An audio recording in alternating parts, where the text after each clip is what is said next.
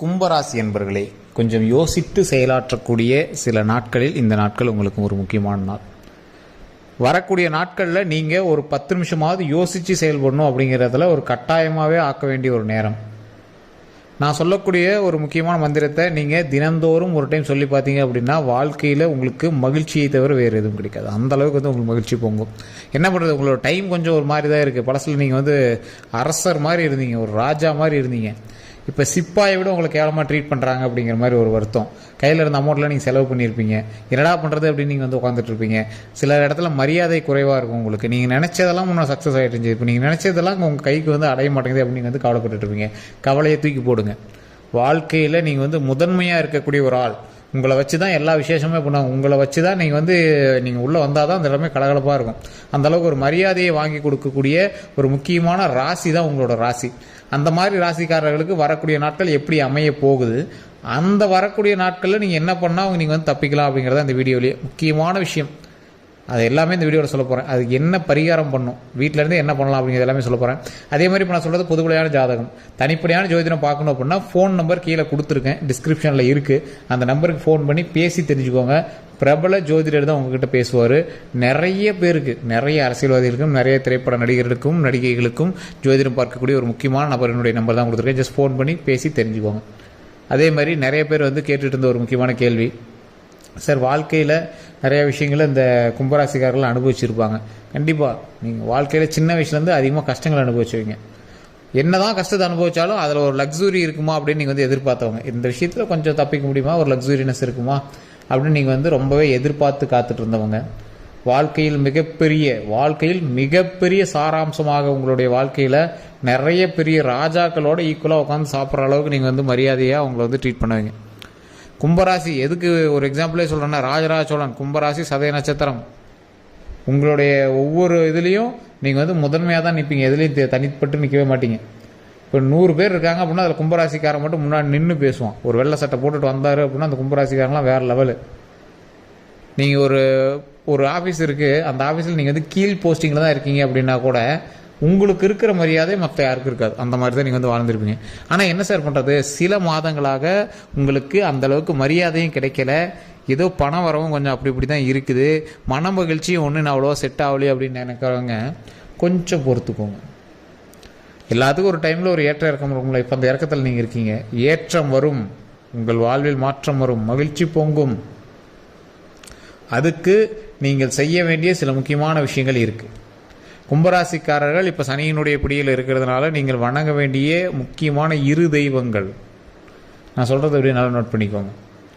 எப்போவுமே சனி பகவான் ஒரு அளவுக்கு கொஞ்சம் அமைதியாக இருப்பார், கொஞ்சம் பார்த்து செய்வார் அப்படின்னா 2 பேர்கிட்ட தான். ஒன்று ஆஞ்சநேயர், இன்னொன்று விநாயகர். இந்த விநாயகர் வந்து நீங்கள் வணங்குனீங்க அப்படின்னா சனி பகவான்கிட்ட தப்பிக்கலாம். அது இந்த விநாயகருக்கு கோவில் இல்லாத இடம், அதாவது மேலே கோபுரம் மறைக்காமல் சூரிய வெளிச்சத்தில் இருக்கக்கூடிய விநாயகர்.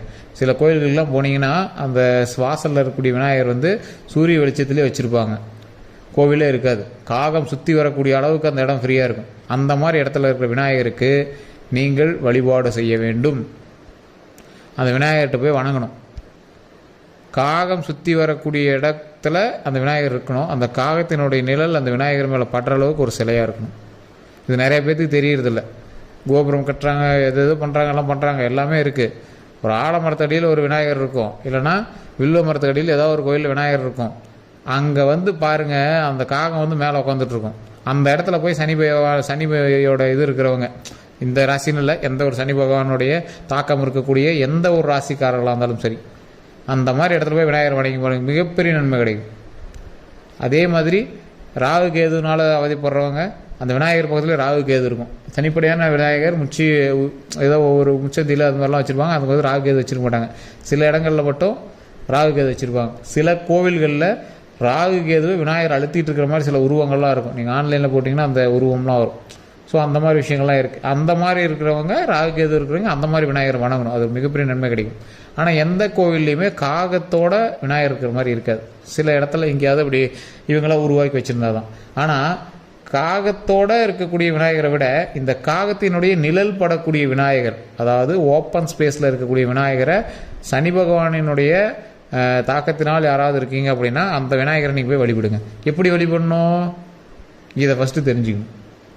உங்களால் முடிஞ்ச உணவு, பொங்கலோ இல்லை எது வேணாலும் செஞ்சு அந்த விநாயகருக்கு வச்சு வழிபாடு பண்ணி அந்த விநாயகருக்கு நீங்கள் தண்ணி ஊற்றி அந்த விநாயகரை கழுவி விட்டு அந்த விநாயகர்கிட்ட நீங்கள் வணங்கணும்.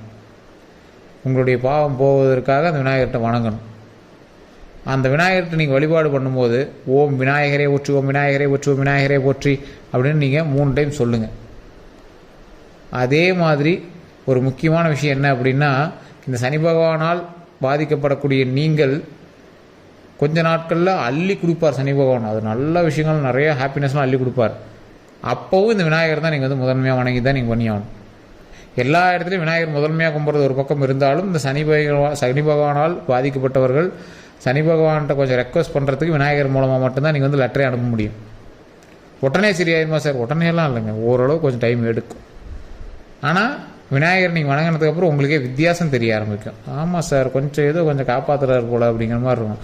அப்புறம் போக உங்களுக்கே தெரியும், விநாயகர் தான் சார் இப்போதைக்கு காப்பாற்றிட்டு இருக்கிறார் அப்படின்னு நீங்களே சொல்லுவீங்க. அந்த அளவுக்கு வந்து விநாயகனுடைய ஆற்றல் உங்களுக்கு தெரிய ஆரம்பிக்கும். என்ன சார் ஒரு மந்திரமே இல்லை, ஓம் விநாயகரே போற்றிங்கிறீங்க, இது என்ன மந்திரமா?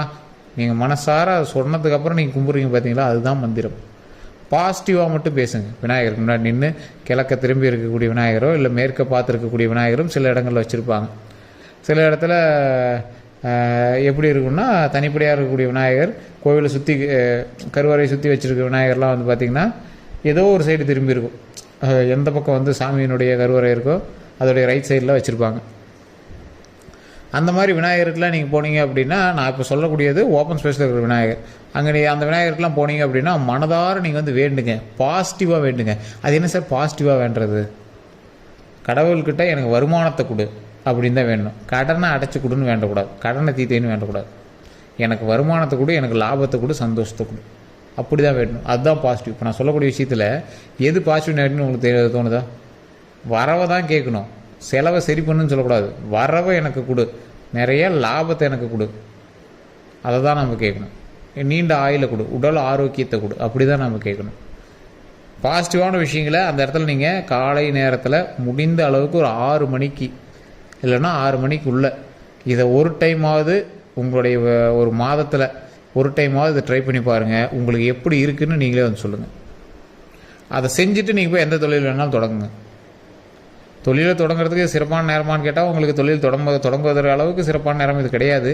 இருந்தாலும் பார்த்து பக்குவமாக சில விஷயங்கள் நீங்கள் செய்வதற்கு இந்த நேரம் உங்களுக்கு உறுதுணையாக இருப்பதற்கு விநாயகர் வழிபாடு ரொம்ப முக்கியம். அதே மாதிரி ஆஞ்சநேயர் வழிபாடு, சனிக்கிழமைகளில் ஆஞ்சநேயர் வழிபாடு ரொம்ப ரொம்ப ரொம்ப ரொம்ப முக்கியம். அதே மாதிரி சனிக்கிழமையில் இந்த விநாயகர் வழிபாடு பண்ணிங்க அப்படின்னாலும் ரொம்பவே விசேஷம். சனிக்கிழமையில் காலை நேரத்தில் அந்த விநாயகர்கிட்ட போய் வழிபாடு பண்ணிவிட்டு சாயங்காலத்துக்குள்ளே எந்த டைமில் வேணாலும் நீங்கள் ஆஞ்சநேயர்கிட்ட போய் ஒரு வழிபாடு பண்ணிங்க அப்படின்னா அவ்வளோ சிறப்பான விஷயங்கள் உங்களுக்கு நடக்கும். அந்த சிறப்பான விஷயங்கள் எல்லாமே நமக்கு நடக்கணும் அப்படின்னா, ஒரு மகிழ்ச்சியான விஷயங்கள் எல்லாமே நமக்கு நடக்கணும் அப்படின்னா இறை வழிபாடு கண்டிப்பாக தேவை. அந்த இடத்துல சாமிக்கு நீங்கள் படைக்கக்கூடிய படையலானது சக்கரை பொங்கலோ அல்லது ஏதோ ஒரு சாதமோ ஏதோ ஒரு விஷயம் செஞ்சு சாமிகிட்ட வந்து படைங்க. அப்படி செய்யும் போது அதன் மூலமாக ஒரு 10 பேர் இல்லை 5 பேர் அங்கே இருக்காங்க, இல்லை குழந்தைங்க யாராவது இருக்காங்க அப்படின்னா எங்களுக்கு ஒரு ரூபாய் எடுத்து கொடுங்க. காகத்துக்கு ஃபஸ்ட்டு வச்சுருங்க. விநாயகர் வழிபட்டுட்டு பிரசாதம் செஞ்சுட்டு காகத்துக்கு ஒரு கை, அப்படியே நீங்கள் வந்து சாமியை வழிபடுறீங்க. அது மட்டும்தான். இதை பண்ணீங்க அப்படின்னா உங்களுக்கு எவ்வளோ பெரிய மாற்றம் தெரியும் அப்படின்னு நீங்கள் போக போக நீங்கள் வந்து கணிச்சிருவீங்க. சார் இது இத்தனை நாள் தெரியாமல் போச்சு சார், இதுக்கு இவ்வளோ பெரிய சீக்ரெட் இருக்கா? எல்லோரும் விநாயகர் கோயிலுக்கு கும்பிட சொன்னாங்க, நானும் போய் கும்பிட்டேன் சார். ஒரு ஆஃபீஸ்க்குள்ளே ஒரு உள்ள ரூமுக்குள்ளே இருந்துச்சு, விநாயகர் கும்பிட்டேன். எல்லா இடத்துல கும்பிட்றது விநாயகர் தானே அப்படிங்கிற மாதிரி நான் கும்பிட்டேன் அப்படின்னு நிறைய பேர் சொல்லுவீங்க. ஸோ இந்த விஷயத்தை நீங்கள் ட்ரை பண்ணி பாருங்களேன். இதில் ஒன்றும் நீங்கள் ஒரு எக்ஸ்ட்ரா செலவு பண்ண போகிறது இல்லையே. ஸோ அந்த மாதிரி சூரிய வெளிச்சம் படக்கூடிய இடத்துல, காகம் சுற்றி வரக்கூடிய இடத்துல, கூரை இல்லாத ஒரு விநாயகர் சிலை எங்கேயாவது உங்கள் கண்ணில் தென்பட்டுச்சு அப்படின்னா யாராக இருந்தாலும் போய் வணங்குங்க. முடிஞ்சால் ஆலமரத்துக்கு அடியில் இருக்கக்கூடிய விநாயகர், அரச மரத்து அடியில் இருக்கக்கூடிய விநாயகரை வணங்குங்க. அவ்வளோ நன்மை கிடைக்கும். அது உங்களுக்கே தெரியாது, நீங்கள் போக போக நீங்கள் வந்து தெரிய ஆரம்பிச்சுக்குவீங்க. ஸோ மறக்காமல் ஓம் விநாயகரை போற்றி, ஓம் விநாயகரை போற்றி, ஓம் விநாயகரை போற்றி அப்படின்னு மறக்காமல் கமெண்ட் செக்ஷனில் பதிவிட்டுட்டு ஃப்ரீ டைமில் வீட்டில் இருக்கும்போது இதை வந்து சொல்லி பாருங்கள். மிகப்பெரிய நன்மை கிடைக்கும். முடிஞ்சால் 2 நெய் விளக்கு அந்த விநாயகர் கோயிலில் ஏற்றுங்க, ரொம்ப நல்லது. ஆஞ்சநேயர் வழிபடும் போதும் நெய் விளக்கு ஏற்றி வழிபடுங்க. முடிஞ்சால் துளசி கொண்டு போய் அந்த சாமிகிட்ட வச்சு வணங்குங்க. அதை நீங்கள் வீட்டுக்கு எடுத்துகிட்டு வந்து நீங்களும் பயன்படுத்தி சாப்பிட்லாம், அல்லது வீட்டில் வச்சு பூஜையும் பண்ணலாம். அது ரொம்பவே நல்லது. ஸோ இதான் வந்து உங்களுக்கு சொல்லணும் அப்படின்னு ஆசைப்படுது. கீழே நான் டிஸ்கிரிப்ஷனில் கான்டாக்ட் நம்பர் டீட்டெயில்ஸ் கொடுத்து ஜஸ்ட் கால் பண்ணி கேட்டு தெரிஞ்சுக்கோங்க. வேறு எந்த கருத்துக்களாக இருந்தாலும் மறக்காமல் கமெண்ட் செக்ஷனில் பதிவிடுங்க. அதேமாதிரி நம்ம சேனலை ஃபாலோ பண்ண பார்த்துட்டிங்கன்னா ஃபாலோ பண்ணிக்கோங்க. சேனலை சப்ஸ்கிரைப் பண்ணாமல் தான் சப்ஸ்கிரைப் பண்ணிக்கோங்க. பக்கத்தில் பெல் பட்டன் மறக்காம ப்ரெஸ் பண்ணிக்கோங்க. அதில் ஆல் அப்படின்னு கிளிக் பண்ணிக்கோங்க. எல்லோருக்கும் நன்றி நண்பர்களே.